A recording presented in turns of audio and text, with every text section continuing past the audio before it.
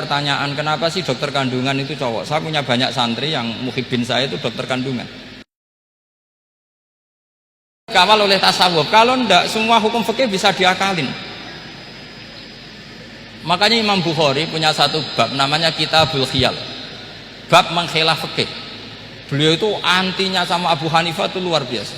Nggak ada ulama dibenci Imam Bukhari kayak Abu Hanifah. Masyhur itu. Untungnya beliau nggak menangi Abu Hanifah. Kalau menangi geger terus ya. Bisa bahsul masail terus ya. Itu Abu Hanifah itu ulama yang suka khilah. Khilah itu ngerekayasa hukum. Misalnya begini, saya ini puasa agak lemes, ujian agak lemes, apalagi kiai serapati di duit, santri beling-beling lemes ini. Apa mangan ini kan, poso-poso kok mangan kan gak keren. Supaya saya bisa makan dan halal, saya bisa ngajak Kiai Robahi ya jalan-jalan. Jalan-jalan nyari yang jarak 2 marhalah. Ya sudah. Terus bisa makan. Kalau ditanya Allah kok makan? Musafir. Jadi bolehkah insya'us safar menciptakan pergi demi untuk supaya boleh iftar? Boleh enggak cara jenengan? Coba kok enggak boleh, alasannya apa? Kan pergi. Perginya juga enggak maksiat. Itu khilaf. Tapi Sayyid Muhammad, Abu Ya Sayyid Muhammad bin Alawi, Sayyid Muhammad itu membela Abu Hanifah. Artinya membela jangan semua khilaf itu diharamkan. Karena itu cara, saya ulang lagi, karena itu cara untuk mengawal bahwa hukum Allah itu luas. Karena kalau nggak ada khilaf itu ya kita kesulitan. Kita kesulitan. Misalnya begini, ini penjelasannya, makanya kita harus sering mendengar. Saya itu dulu masih sangat fikih itu protes, kenapa ada poluan polisi wanita? Itu kan pekerjaan cowok ya, pekerjaan pria. Tapi setelah mendapat penjelasan dari polisi itu alasannya masuk akal, Gus. Kadang-kadang orang nakal itu menyembunyikan narkoba itu di alat wanitanya. Itu kalau semua lelaki polisi kayak jenengan masalah itu. Sehingga memang harus ada polisi wanita karena sebagian pengedar narkoba itu perempuan dan menyembunyikannya di tempat itu. Kalau semua polisi cowok kan nggak kebayang. Sehingga kita akhirnya mendengar membolehkan polisi itu wanita. Ada wilayah yang harus wanita. Begitu juga ada pertanyaan, kenapa sih dokter kandungan itu cowok? Saya punya banyak santri yang muhibin saya itu dokter kandungan. Tak tanya, kamu itu kok cowok kok jadi dokter kandungan? Kan pekerjaannya seperti itu. Dia jawabnya lucu. Dari 10 yang tes jadi dokter kandungan, itu yang cewek itu lulus 2, yang cowok lulus semua.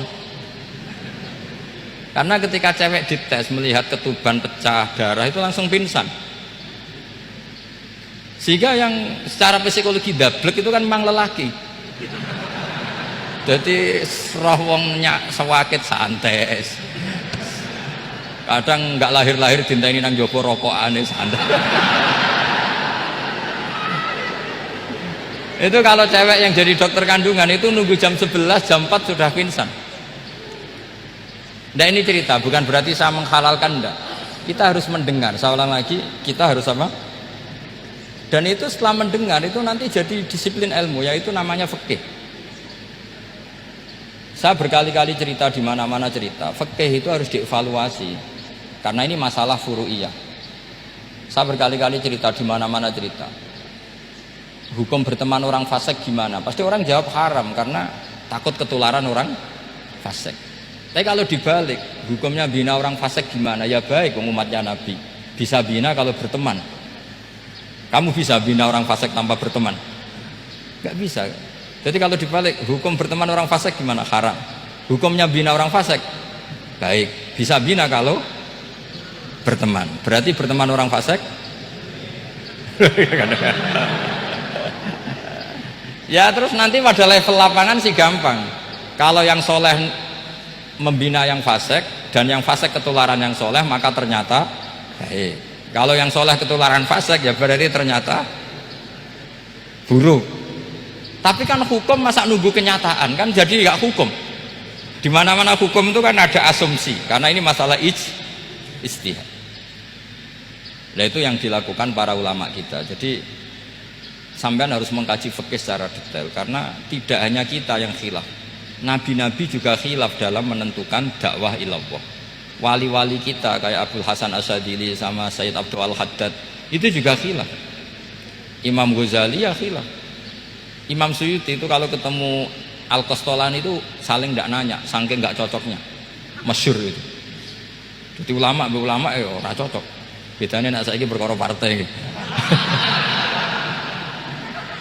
Kalau orang dulu enggak, karena pakai asumsi karena memang susah.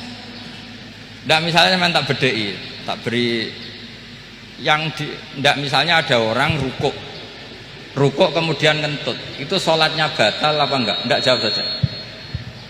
Ndak orang sholat kemudian pas rukuk kentut atau kelihatan auratnya, sholatnya batal apa enggak? Batal. Lah itu keliru nih sampean, itu salah dosennya mesti itu. Pertanyaannya gini, yang dikatakan sholat itu kan aqwalun wa af'alun muftatahatun bitakbir muftatamatun bitaslim. Lalu ketika sampai rukuk apa sudah namanya sholat? Jika kamu katakan batal, namanya sholat aja belum kok sudah kamu katakan batal gitu.